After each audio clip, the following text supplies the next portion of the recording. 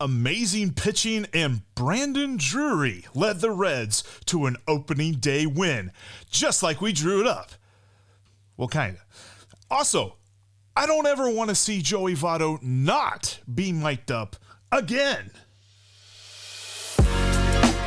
You are Locked On Reds, your daily Cincinnati Reds podcast, part of the Locked On Podcast Network, your team every day.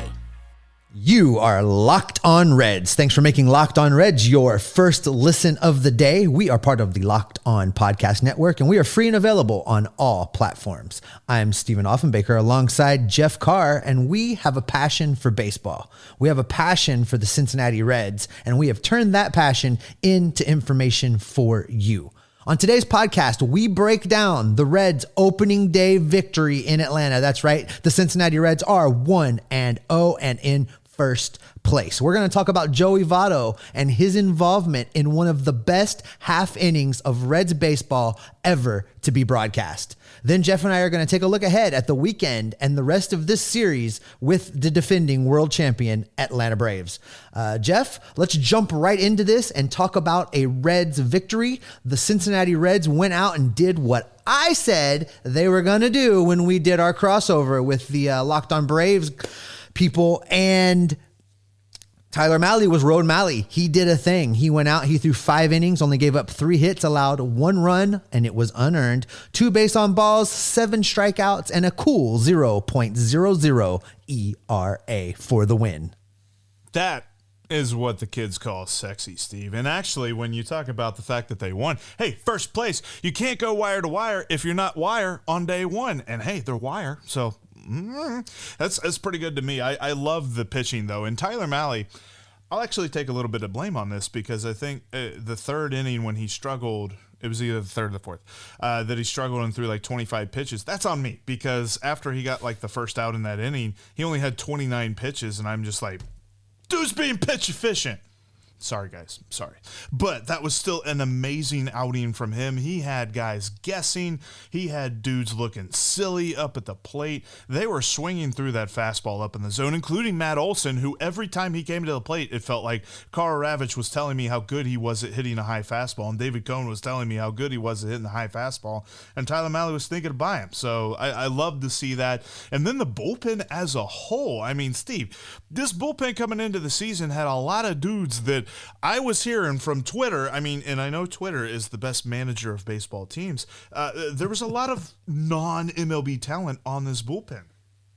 You know, the fact, and you know what, and the bullpen overall pitched great, and there were some bumps along the way. It wasn't perfect, but you know, you have to remember these pitchers, these bullpen pitchers are still in what really is like their 3rd to 4th week of spring training. Things are a little rushed, and you know, we saw that with Luis Cessa. He came out, pitched 1 inning. Now he walked 2 guys in that inning. Bear in mind, interesting statistic, that same number, 2 walks, is all that he walked last season after he came over in that trade from the Yankees. It's huge. So I guess he's done for the year walking people, but you know, it's not surprising to me given that the way that they had to ramp things up very quickly, and I'm sure none of these pitchers are quite ready or would call themselves in regular season form. But even with the 2 walks, Cessa managed to get out of it. He didn't give up any runs. You know, he got out of there unscathed. And then we went to Justin Wilson, who, you know, at times didn't inspire confidence at times, but you know, he came out and got a clean inning as well, striking out 2. So, you know, those 2 guys that were pieces that we added last year for that postseason run, opened things up strong and really held on and protected the lead that the Reds built with Mahle on the mound. And that's the thing too, when we talk about Wilson, let's talk about the pressure on him for a minute. There are 11 dudes in this bullpen right now. He is the only guy that throws from the left side of the mound. Like, I don't know. I mean, maybe they do need to give you a tryout, bring you onto the team or something. I'm ready. Because could use another lefty in there. I'm ready. That 60 mile an hour high heat is untouchable. I'm telling you. Exactly. I hear it's got a lot of movement. You just don't know a lot of where it's movement. going. That's right. It's tricky. Yeah, no, I think that with Justin Wilson, he's got a lot of pressure on him, and he rose to the occasion. I get it. He's not perfect. He's not going to be perfect. He is a flawed bullpen pitcher, but that was a very good outing. And we talked about this with Jake the other day for opening day, that if it came down to the bullpens, the Braves had the advantage. It came down to the bullpens, and Colin McHugh got tattooed, which we'll talk about here in a minute. But the bullpens actually advantage Reds. I mean, who knew? And between Sessa, I think Sessa is definitely going to bounce back from that, no problem. I'm not expecting him to come out of the bullpen and just start walking guys. And one other guy, too. I mean, okay, so let's talk about, firstly, the guy we probably should have mentioned first off, Tony Santillan. Oh, my God. He is fantastic. I knew this last year, but him up on the mound and listening to the radio, like Jeff Brantley just gushing about the fact that he steps up on a mound and he immediately knows he's getting the dude out. Whether or not he gets the dude out, he's got that mentality of you're already out. I mean, if you watch Eastbound and Down, good old something like that, Tony Santillan, like you're effing out already. So I love the way that he pitches up there with his mantra. And Dauri Moreta, I know we've talked about him a lot this offseason, saying how excited we are. We think he's got a very promising season ahead. And there were already a bunch of people that wanted to jump off the bandwagon as soon as he gives up a home run to Austin Riley. Guys, Austin Riley is a really good baseball player, number one. And number two, he bounced back very admirably thanks to a very errant swing by Marcell Ozuna. But I love the way...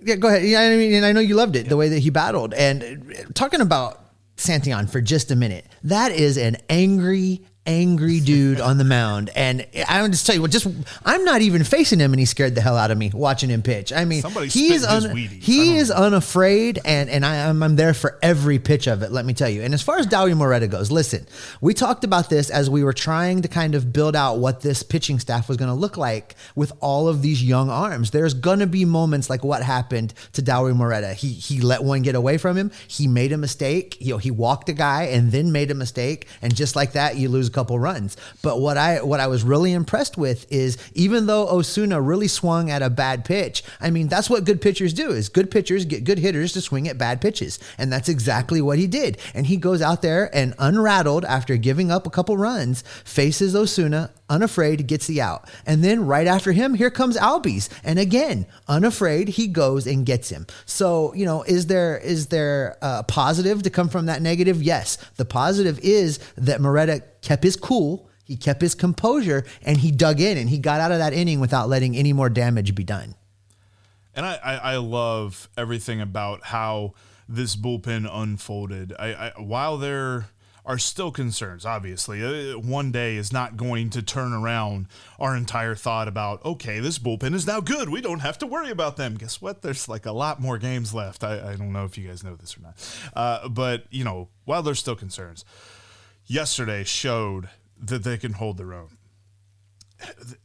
But when you're talking about the game as a whole, we hadn't talked about the lineup yet. The lineup was a lot of fun, too, because it looked healthy. And we've got to break that down. And if you want to get yourself healthy, you need to get a Built Bar. Built Bar is the best snack out there because it's a protein bar that tastes like a candy bar, but it might actually be better because it's covered with 100% real chocolate, but has the kind of statistics that Tony Santillan would be excited to see. He is intense, and so is Built Bar. Check them out today. They've got amazing flavors like cherry barcia. They've got the puffs. Get a puff. If you don't have a puff, you're missing out because it's protein-infused marshmallow.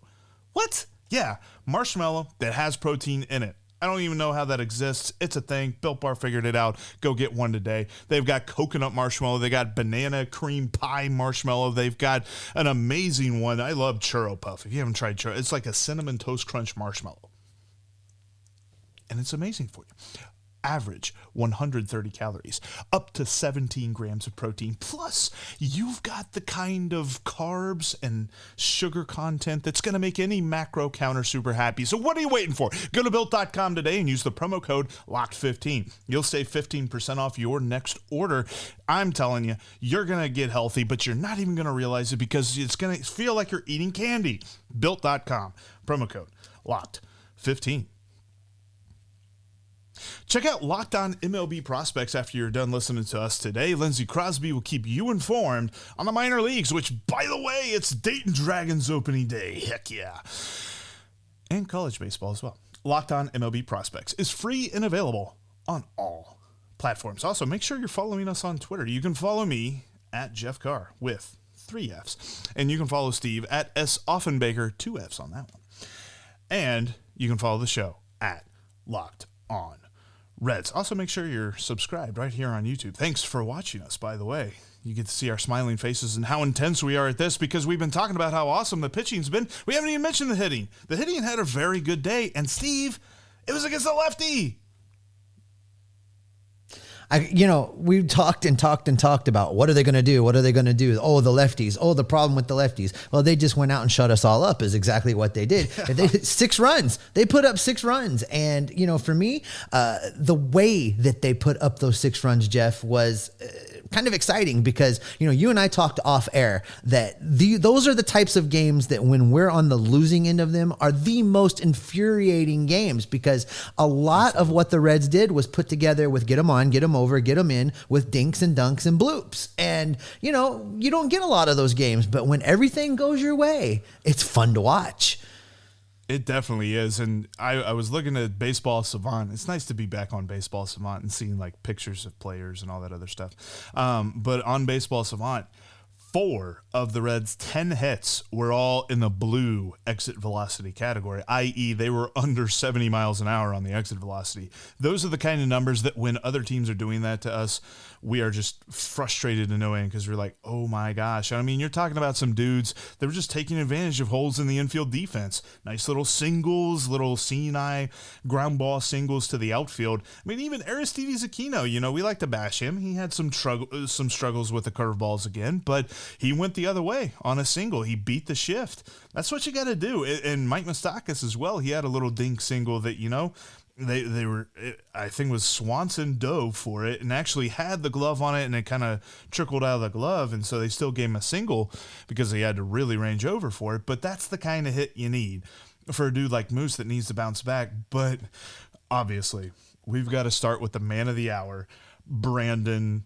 Drury. Reds Hall of Famer. Frickin' Drury. Who build the statue? Knew? I mean, we you know what? And I'm not going to do it yet because it's one game and, one game does not make a season. But we might have some crow we need to eat on his dude because we were talking about how superfluous it was that he was even here. And he's the reason that the Reds won. He scored the 3 runs that they needed to win. I mean, that's awesome.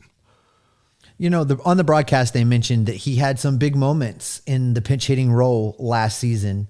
And to start off again that way, every team needs a scrappy bat off the bench, a guy that you can call on that's not afraid to go out there after having set for 3, 4, 5, 6 innings and go out there and take his hacks. And if Drury can be that guy for the Reds and make spot starts and fill the void created by some of these injuries, he's a valuable piece. We talk about this, just because we don't think a guy should be the everyday starter doesn't mean he's not a valuable piece.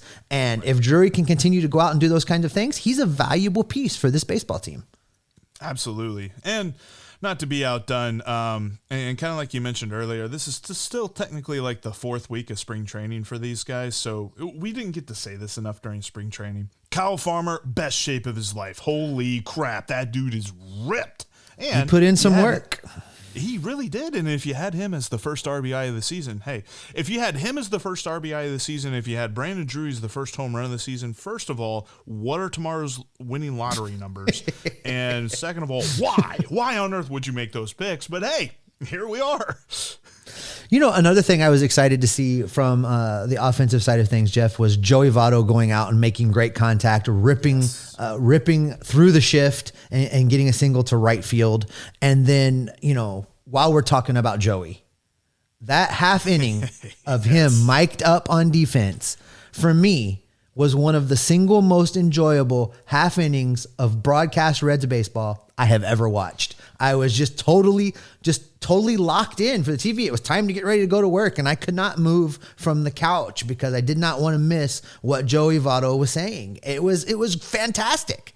It was honestly some of the best TV I'd ever watched. I loved it, and I loved how into the conversation he was, and he was still. I mean, Joey Votto is just on a different level. We've known that for a long time. His mind, and he exists in a different plane of reality from us all. I think we just get to see like some form of him in our own reality, and that's why we are so blessed to get to watch this dude play baseball. But I mean, Karl Ravech, all he had to do was be like, so what are you thinking in this instance right here? And he would go. I mean, they keep sharing the clip of him talking about the gold tooth and all that other stuff, and that was hilarious. But the entire thing was just so fun. I mean, him leaning over to be like, hey, Ozzy, I'm on TV. Say hi to the crowd. And he's like, hi, everybody. And that was fantastic. All of it. It was so awesome. And then just to see how he kind of goes about it, like whenever he had to step back on the full count and he had to ask the ump, he's like, hey, give me some space here, dude. Like, I loved every moment of that. I said it in the cold open, I don't want to see him ever not mic'd up again. Let's get this dude signed as like the first player broadcaster. Absolutely. I would love to see that. And he's out there. He's weaving in play-by-play while it's going on. He's taking throws from Tyler Mahle while he's talking to the broadcasters. It was fun. It was just fun. And you know what? It speaks to the evolution of Joey Votto. We continue to talk about how he's reinvented himself. He's changed his swing. He's turning himself into a power hitter. You know, I don't think Joey Votto does this same thing even as recently as 3 years ago. I don't think he wears that microphone and talks in the middle of a game because he takes it so seriously. And it's good to see that he can find a balance. Now, I'm not saying completely go off the deep end and become a sideshow, but what Joey did, it was the perfect amount of engagement and participation while still playing his game at a high level. Well, and it's funny because we wondered if, you know, because the at bat following that half inning, he actually had his first pop out ever to the pitcher, which is still a phenomenal statistic. He had never popped out to the pitcher in his career until last night, the half inning after he was mic'd up. So it's like, I wonder if he'll ever do it again. But he had two of the hardest hit balls in the game, two of the top five, his single and then a fly out in the seventh inning. So it's good to see the hockey puck. It's working. He's still barreling up the ball. He's still hitting it real hard. I think we're just going to continue to see more of this new Joey Votto. And kind of like he said throughout that half inning with Karl Ravech, this is midlife crisis Joey Votto. So we've had, we've had MVP Joey Votto, we've had GOAT Joey Votto, we've had decline phase Joey Votto, we've had resurgent Joey Votto who hits dingers, and now we have midlife crisis Joey Votto. So I'm here for it. And the big takeaway is if the Reds continue to score 6 runs, they may never lose a game, Jeff. Hot take, baby. 6 runs undefeated, period. Well, listen, I'm going to tell you, the Reds, like I said, after one game of the season are in position to sweep the Braves. And, the odds are not in their favor, though, to pull off a sweep in Atlanta. But if you want to learn more about the odds, head over to betonline.net. Betonline.net is your number one source for all your betting needs and sports information. From all of the latest odds, contests, and player props, you name it, they got it. BetOnline remains the best spot for all the latest in sports development, including podcasts and reviews for all of the leagues that are in season right now. It's not just for baseball. BetOnline is your continued source for all your sports wagering information needs, including live betting and your favorite Vegas casino games. Head to the website today and use your mobile device to learn more about the trends and the action. That's at betonline.net. BetOnline, it's where the game starts. Thanks again for making Locked On Reds your first listen. Make sure you are following the podcast on all platforms, including YouTube. We have started the exclusive video content over at YouTube. We've dropped a couple extra videos. If you didn't check those out, it's not too late. Head over to YouTube right now. Click that subscribe button and see those videos. Jeff, coming up, we've got 3 more games with the Atlanta Braves, the defending world champion. And I think we should take a minute and look at some of the matchups as far as the pitching goes for the rest of this series because, now that Tyler Mahle has gone, we run into this youth and inexperienced part of the rotation that we're going to have until guys like Luis Castillo come back. So going today, we've got Reiver Sanmartin. He's on the mound against Morton, and Morton's coming off a year where he pitched really well. He was 14-6 with a 3.34 ERA in 33 starts last year and is looking to pick up right where he left off. And I know that a lot of the odds makers don't give the Reds a great chance today against Morton and are really not feeling what San Martin is dealing. You really can't get a more opposite matchup. You're talking about a dude that has 2 starts under his belt against Charlie Morton, who I think is somewhere around 149 years old. And he has pitched like a lot. So there's experience against completely inexperience. And kind of like we said in the preseason, Reiver San Martin doesn't know what he doesn't know. And he's got a very nice delivery, very good control around the zone. I'm looking for him to kind of get some ground ball outs, not get deep into counts with guys. He's not going to be a strikeout pitcher. I understand that. I kind of think of him, and you said this the other day, and I totally agree with you. I kind of think of him as like a low-key Wade Mahle. Like, let's see what they can get out of him with that. He drops down with almost that sidearm delivery from the left side. He's going to change the angle a lot compared to where Tyler Mahle was last night. So I'm interested to see how the Braves hitters adjust to that and what the lineup's going to look like too on the Red side of things, because now we're back to a right-handed pitcher. Now we're actually going to get that lineup that we really want to see when you're talking about Moose at third. I'm curious who's DHing, because is it going to be Colin Moran? I think that they're going to load it up with lefties in some form or fashion.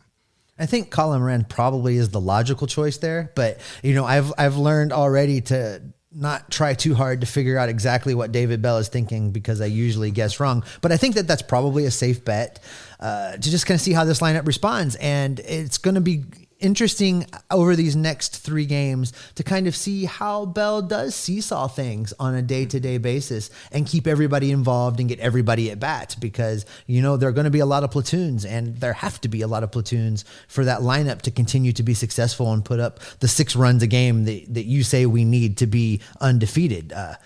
As we head into Saturday, Jeff, it's an interesting pitching matchup on Saturday, because we've got Vladimir Gutierrez getting his 2022 campaign underway, and he's going to be facing Kyle Wright. Now, Kyle Wright, over his career, has only pitched 21 regular season games with a career ERA of 6.56. So he's not been lights out while he's been in there. I know he had some good outings in the Braves postseason run last year with a sub-2 ERA in a couple of appearances. But this one, I feel like this game is very winnable. And if I'm going to be wrong about the split and the Reds actually can win this series, that game on Saturday, I think, is one that they need to go out and get, because that feels like, of these 3 remaining games, that's the most winnable. Yeah, that's the swing game for me too. I get it, because you're talking about Goody, who last year showed a innate talent whenever runners were on base to really bear down and pitch well. It was almost, I don't ever advocate for a pitcher to immediately allow somebody to get to first, but it almost seemed like as soon as somebody got to first, he started pitching better. Like, he didn't pitch real well with bases empty. I found that kind of strange. That was one of those other weird stats that were like road and home Mahle is like Goody with guys on base and Goody without guys on base. So it's going to be interesting to see how he deals with this Braves lineup. And kind of like you said, with Kyle Wright being in there, Kyle Wright is nobody's like ace. And Jake even said that in the crossover the other day. He's just like, we're not really sure what we're going to get out of him as Braves fans. So I'll be interested to see what BetOnline has the over-under at for that game. I might tease the over a little bit. But the lineup as a whole is going to have an interesting day there. And then Sunday, boy, give me Hunter Green all we're going hunting. Day. Going hunting.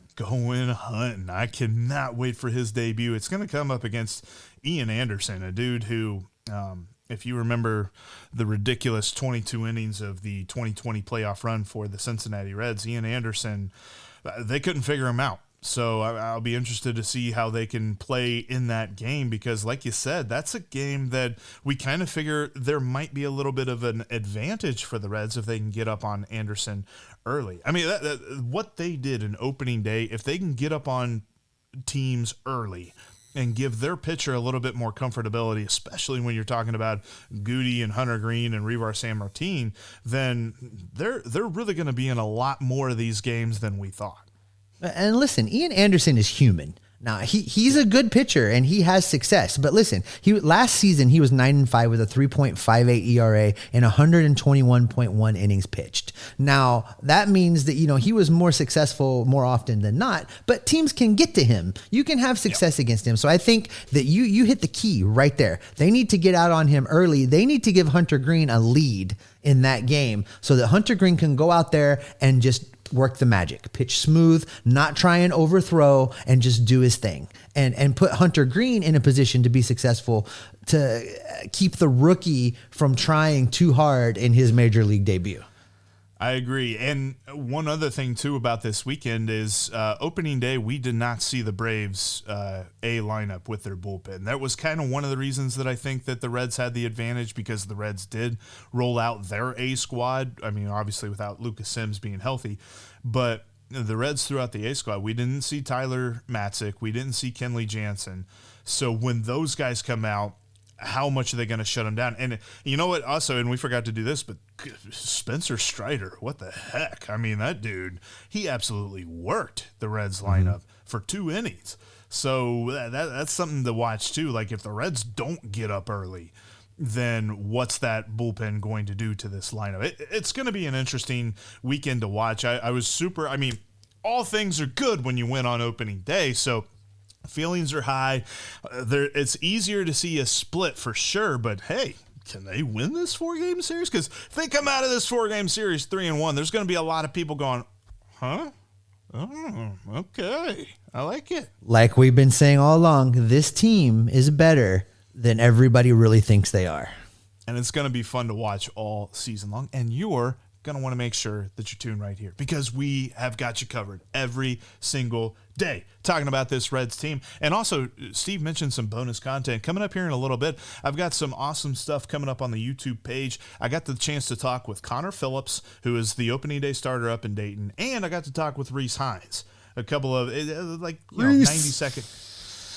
Yeah, a couple of 90-second conversations. You're going to enjoy this. It's going to be on the YouTube page only, so make sure you check those out. Or, no, I think I am releasing them in the feed.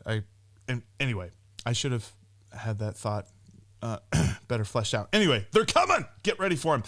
And that's going to do it for us here today on the episode. Steve, the Reds are 1-0, and they're in first place, and we're happy, and we're going to be talking about how good they do, because I'm saying it, they're going to do good. This weekend, we're going to recap that on Monday's episode and kind of give you the 3 up and 3 down, what's going to happen, and who's looking good on Monday. That's coming up then. Make sure that you're following the podcast, and thanks again for making us your first listen. Now make your second listen. Locked On MLB is Paul Francis Sullivan, but please call him Sully, has you covered all season long, all league-wide, with his unique perspective. Whether you're talking about past or present, that's Locked On MLB, just like Locked On Reds, free and available wherever you get your podcast. Steve, the Reds are in first place. They've got a chance to go wire to wire, and we're both excited. So what's that mean for everybody watching and listening? That means you are going to get the most amazing Cincinnati Reds content right here on Locked On Reds every single day.